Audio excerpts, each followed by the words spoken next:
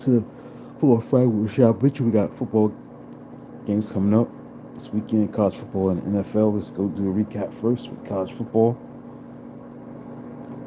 Three games that stood out to me was Texas and Penn State. They no longer ranked in the top 25. Texas got upset as the number 9 team in the country, losing 29-21 to Florida on the road, as well as number 7 Penn State, who's on the road to UCLA, 42-37. So they're no longer ranked. Those two teams had a lot of high expectations to start the season, and they have not lived up to the hype. So that's a very disappointing season for those two programs. See where they go from here. Still a lot of football to be played, but right now they don't look good at Penn State and University of Texas. Then you have Miami, number 3 team in the country, beat number 18 Florida State 28-22. Miami was up 28-3. 4 touchdown passes for Carson Beck. 2 touchdown passes was thrown to Malachi Tune, the true freshman, as well as C.J. Daniels. He had a couple touchdowns as well. They were very great in the passing game. But give credit to Florida State. They was able to go on a 19-play, 96-yard drive. One of those drives late in the game to get back to the game. Thomas Castellanos was a tough to deal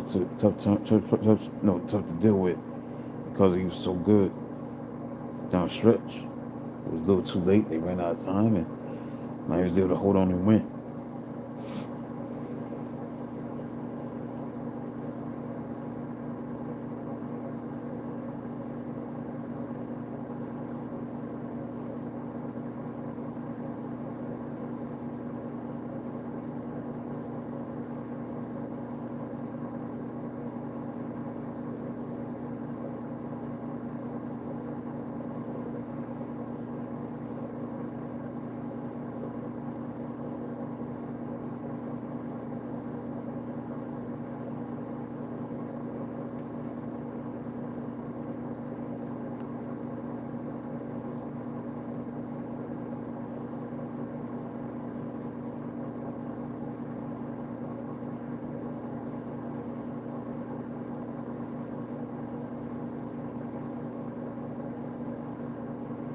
So that's the narrative with that. Those three games I wanted to talk about last week: Florida State, Miami, Texas versus Florida, Penn State versus UCLA. Those are the two major games that stood out to me last week.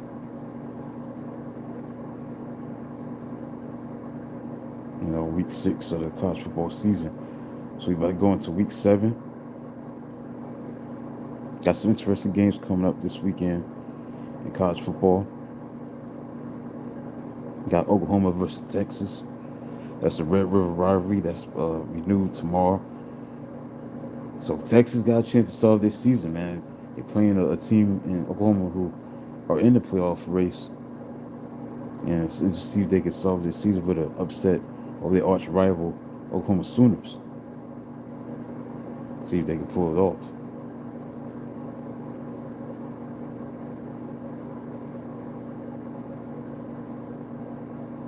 That's the thing that makes that game interesting. When it comes to that rivalry. Got Michigan versus USC. That's an interesting matchup. Ohio State against Illinois. Both teams are ranked in the top 25.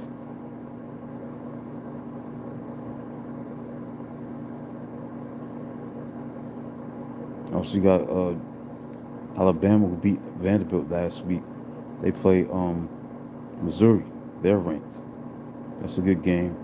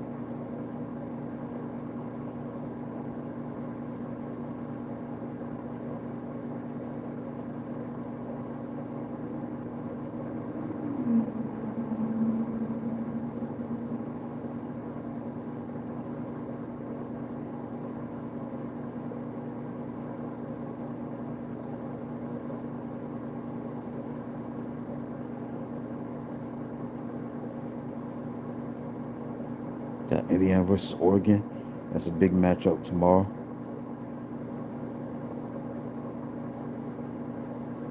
Even Notre Dame, NC State is an interesting game. NC State is 4-2. Notre Dame is 3-2.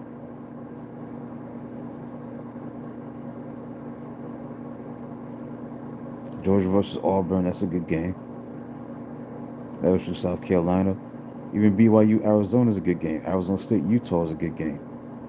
So you got some interesting games tomorrow.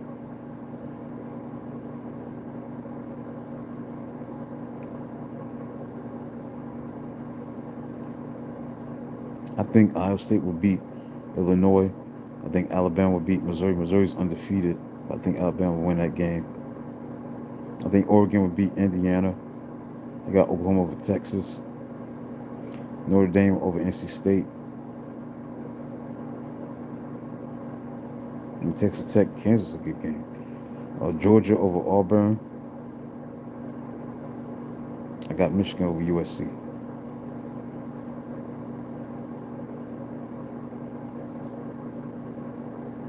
It's into the National Football League.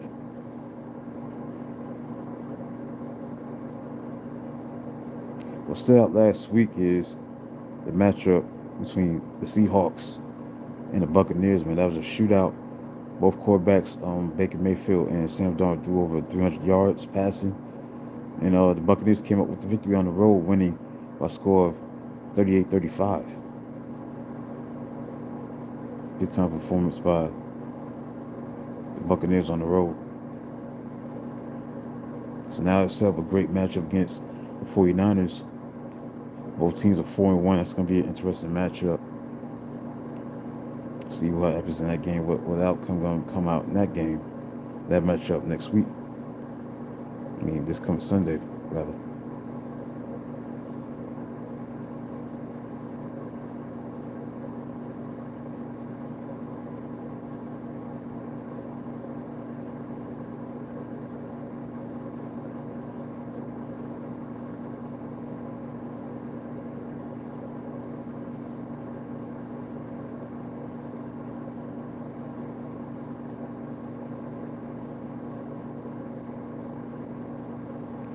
Denver overcame a 17-3 deficit, beat Philadelphia 21-17. Great win for the Denver Broncos.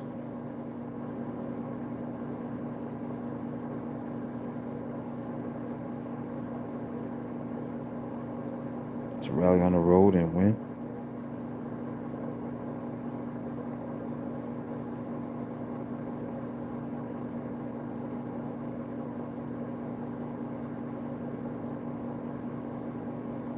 Buffalo was upset by New England 23-20. Jacksonville beat Kansas City 31-28. Those were some games that stood out last week. And the 49ers beat the Rams 26-23 in overtime. Let's get into week 6, the games of this week. Games that stands out this week.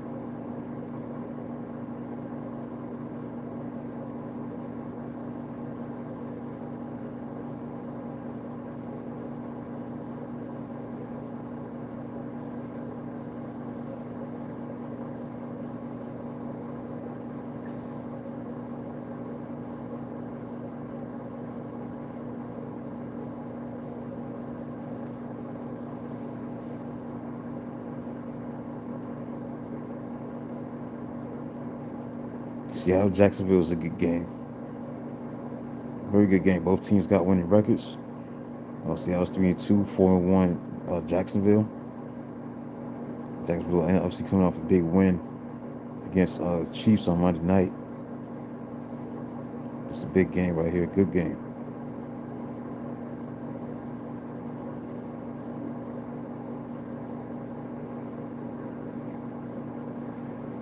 Other games I think that are interesting on a Sunday, San Francisco Tampa Bay. That's a good game. Detroit Kansas City is a good game. Chicago Washington is interesting.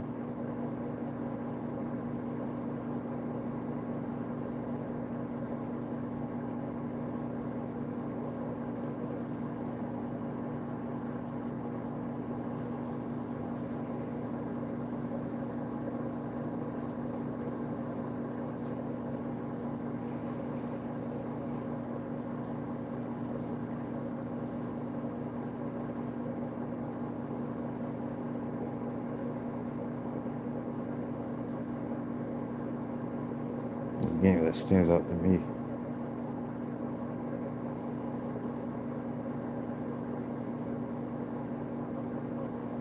Got Jacksonville in Seattle. I got Tampa Bay over San Francisco. I got Kansas City losing to Detroit. I got Washington beating Chicago.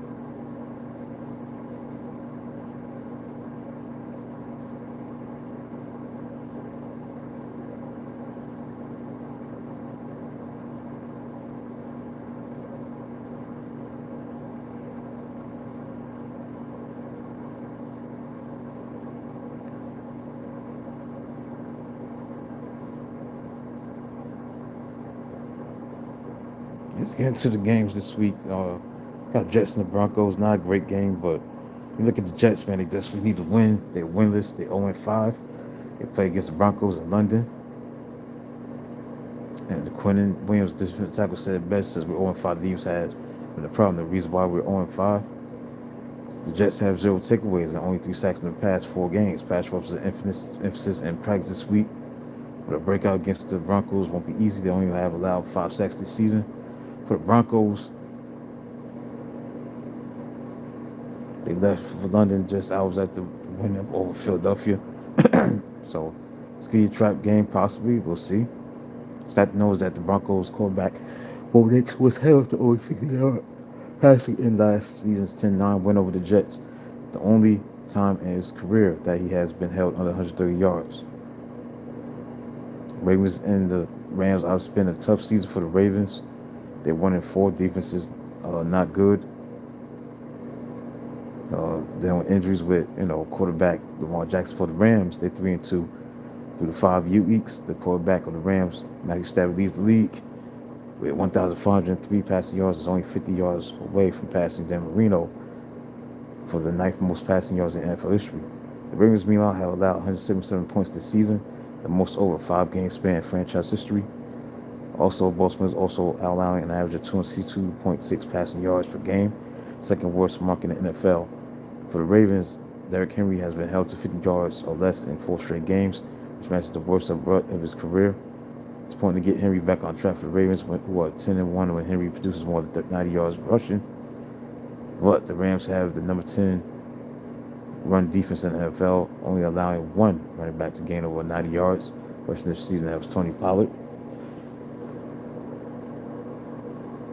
Stat to note: the Ravens were outscored by 17 plus points in each of their past 2 games, and they have never lost 3 straight games by these 2 scores in franchise history.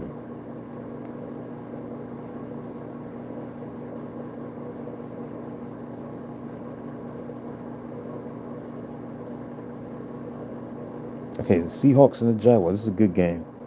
Jaguars 4-1 against the 3-2 Seahawks of Seattle. This is a good game. For the Seahawks, defense got lit up due to inability to get to Buccaneers quarterback Baker Mayfield, who was hit only once on 38 dropbacks. Now he's going up against Trevor Lawrence, who has been sacked only 6 times in 5 games. So, see what happens with that if they get pressure on Lawrence. For the Jaguars, the offensive strength is their ground game. They're 5th in the NFL at 137 rushing yards per game. They faced the toughest test against Seattle because they had the 3rd best run defense in the league, only allowing 83 yards per game. Set knows that the Jaguars have 14 takeaways this season, the most in the NFL. Cardinals and the Colts. Marvin Harrison Jr. for the Cardinals finally found a rhythm over the past 2 weeks, has resulted in a significant jump in explosive plays. In week 4 and 5, Harrison was responsible for 7 explosive plays, just compared to just 2 in the first 3 games. The Colts, it's a very interesting matchup. They're number 2 in points per game and 32.6, and the Cardinals are only allowing 19.2 points per game, so something got to give. See what happens with that. Also, the Cardinals have not allowed 100-yard rushing performance Jonathan Taylor, the Colts, as a running back, is averaging 96 yards per game. Because that knows that Daniel Jones leads the NFL in QBR outside the pocket when pressured on third down. He's second in total QBR this season behind Seahawks quarterback Sam Darnold. Dolphins and the Chargers. For the Chargers, before trading for edge rusher Adafio Elway, the Chargers had only one player ranked in the top 125 pressure rate. So Elway ranks 33rd in pressures. He's set to make his debut for Los Angeles. So we'll see what happens. Dolphins, this marks the fourth matchup between Justin Herbert and Tua Tagovailoa as NFL starters. Tagovailoa's Dolphins leads the series 2-1. These two quarterbacks were taken executive picks in 2020. Stat knows that since Mike McDaniel took over as a coach of the Dolphins in 2022, they are 3-14 against teams that entered the game with winning records.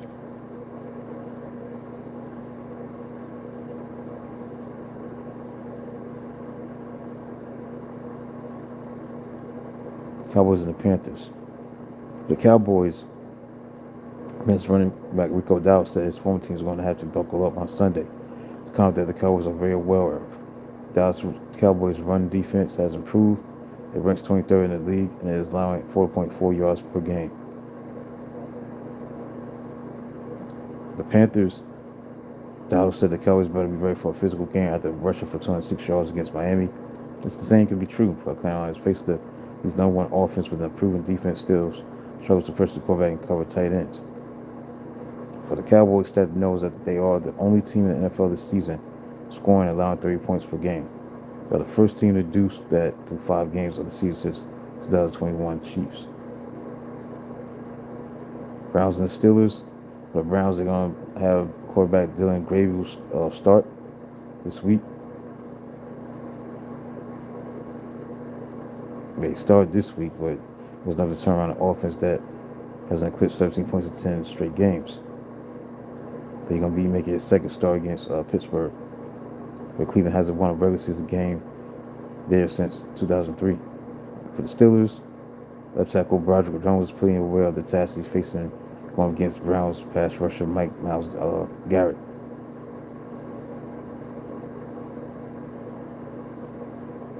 Seth knows that the Steelers have won 8 straight games following the bye week, going back to 2017, the second longest active winning streak in the NFL. Saints and the Patriots. Patriots got a chance to go 2 games over 500 to go 4-2. See how they handle that win against Buffalo, how they bounce back and try to get it done against the Saints. We'll see. The Patriots have a target for improvement or better communication in the low red zone and the rushing attack. Chase Young, defensive end for the Saints, will be on his way back after he's missing the first 5 games with a calf injury. Seth knows that Saints wide receiver Chris Olave, 54 targets, are the second most in the NFL this season behind the Rams, Puka Nakua.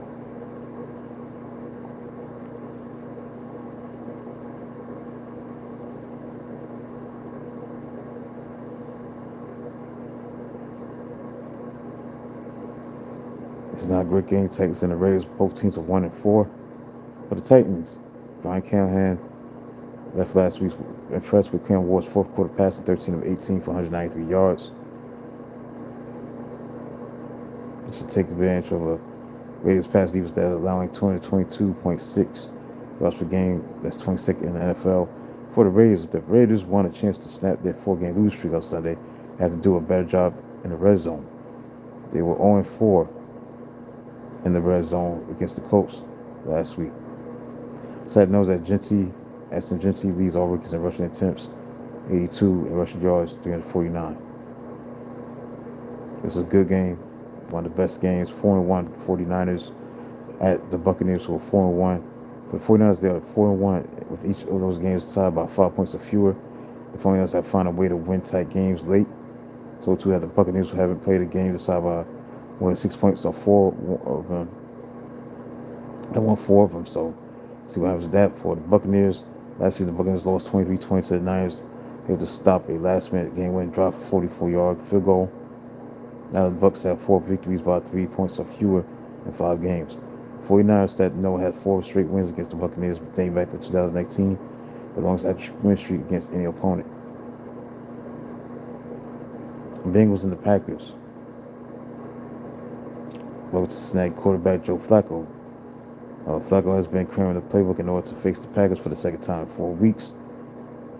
So he's going to be the quarterback for the Bengals. See what happens against Green Bay at Lambeau Field. For the Packers, they have struggled to get their running game going. Josh Jacobs isn't overly concerned for surprise, with only ranked 18th in rushing yards per game, 114.5 through first 4 games. Now, when Flacco starts, he will be the 4th quarterback to start for 2 teams within the same division the same season since the 1970 merger.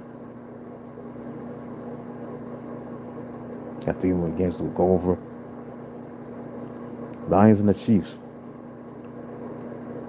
Lions return to face the Chiefs for the first time since they marched to Arrowhead for a 21-20 season opening win, 2023. See if they could do it again. But the Chiefs could once again face a close game. The offense for each team is performing well, which means the Chiefs will help to change their trend of starting the season 0-3 in one-score games. Stat knows that including the playoffs, Jared Goff is the only quarterback who Mahomes has started against multiple times and hasn't beaten. So that's interesting. Makes this game even more interesting. 2 games on Monday night. Bills and the Falcons. That's the first game.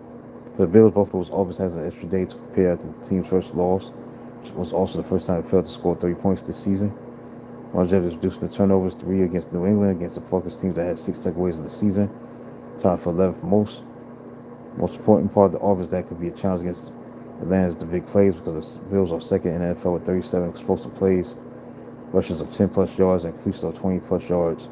But the Falcons have allowed just 14 explosive plays this season, second fewest in the NFL. Defensively, Atlanta they have been excellent against the pass so far, has allowed the fewest passing yards per game, 46 yards per game, fewer than any other team. Opposing teams have the 7th worst EPA per drop back, minus 0.09. Against the Falcons in the 6th worst completion percentage over expected, minus 3.1%. Stat knows that the Falcons running back Bijan Robinson has 5 straight games with 100 yards from the line of scrimmage, dating back to last season. Last tied with 49ers running back Christian McCaffrey for the longest active streak in the NFL. Last but not least, we got the Bears and the Commanders. This is the rematch of last year's tip Hail Mary pass that was thrown by Jayden Daniels.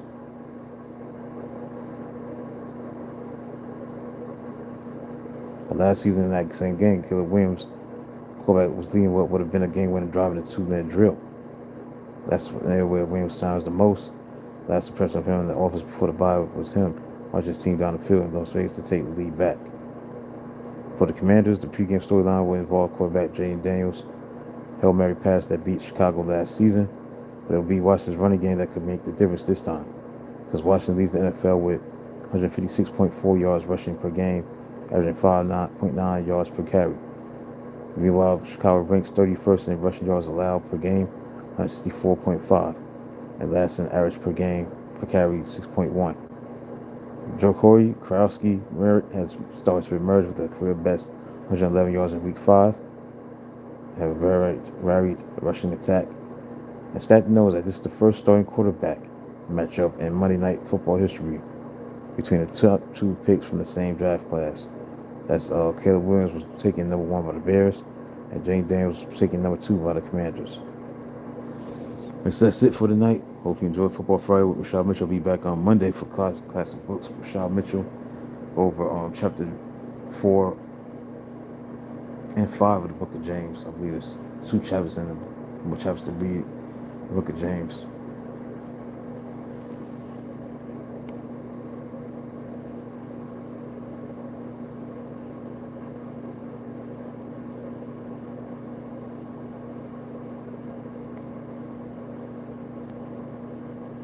Then I do chapter 6 about the Dallas Cowboys in the NFL 1970 book.